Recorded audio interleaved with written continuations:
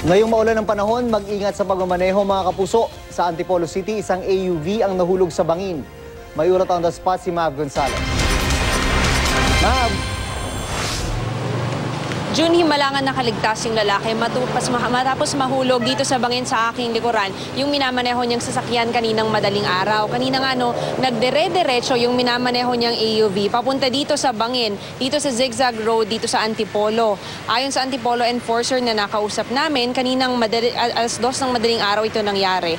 At maaaring mabilis daw yung takbo nito, kaya lumusot ang concrete barrier patungo sa bangin.